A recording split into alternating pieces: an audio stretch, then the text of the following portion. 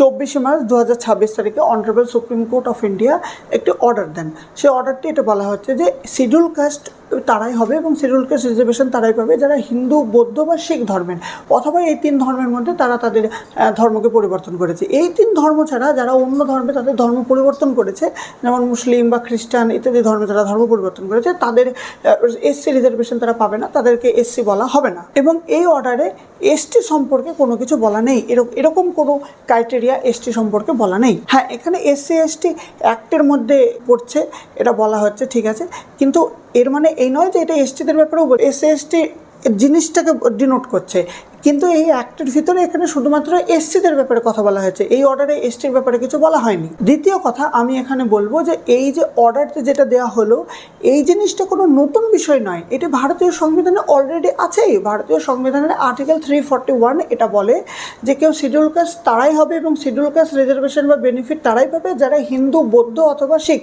অথবা তারা এই তিন ধর্মের মধ্যে তাদের ধর্ম পরিবর্তন করেছে। এই তিন ধর্ম বাদ দিয়ে অন্য ধর্মে গেলে বা ধর্ম পরিবর্তন করলে, খ্রিস্টান বা মুসলিম ইত্যাদি ধর্মে গেলে বা ধর্ম পরিবর্তন করলে সে তার এসসি রিজার্ভেশন হারাবে, সে নিজেকে এসসি দাবি করতে পারবে না। তো এটা অলরেডি ভারতীয় সংবিধানে আছেই।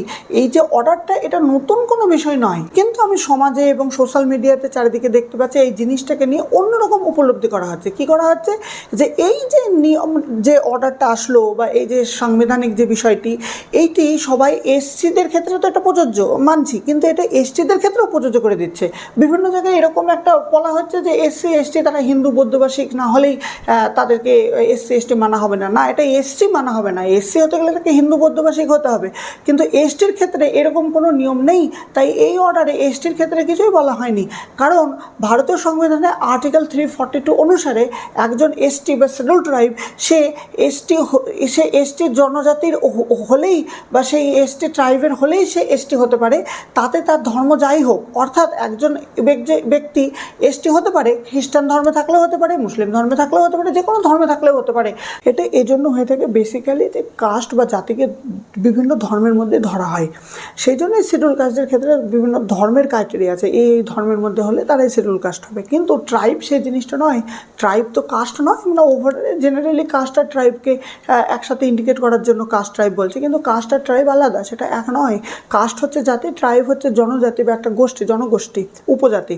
তাহলে ট্রাইবটা কি? ট্রাইব হচ্ছে একটা বিশেষ গোষ্ঠী, সেই গোষ্ঠী যে কোনো ধর্মেরই হতে পারে, সেই গোষ্ঠীদেরকেই ট্রাইব বলা হচ্ছে।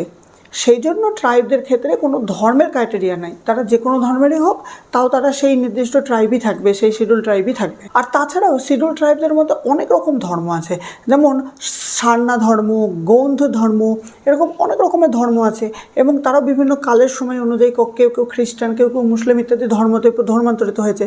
তাই শিডিউল ট্রাইব বা এসটিদের ক্ষেত্রে এইটা জরুরি নয় যে ধর্ম, সেই জন্য তাদের ক্ষেত্রে কোনো ধর্মের প্রতিবন্ধকতা নেই। কিন্তু শিডিউল কাস্টদের ক্ষেত্রে আছে, হিন্দু, বৌদ্ধ বা শিখ ধর্মের হতে হবে, তবেই সে শিডিউল কাস্ট হবে। সুতরাং কোনো একটা কেসে এই বিষয়টি এসেছে, তাই honourable supreme court of India এই অর্ডারটা দিয়েছে, যেটা আমি বললাম যে শিডিউল কাস্ট হতে গেলে তাকে হিন্দু, শিখ বা বৌদ্ধ হতে হবে, বা ধর্মান্তরিত হলেও তাকে হিন্দু, শিখ বা বৌদ্ধের মধ্যে ধর্মান্তরিত হবে, অন্য ধর্মে ধর্মান্তরিত হলে সে শিডিউল কাস্ট থাকবে না।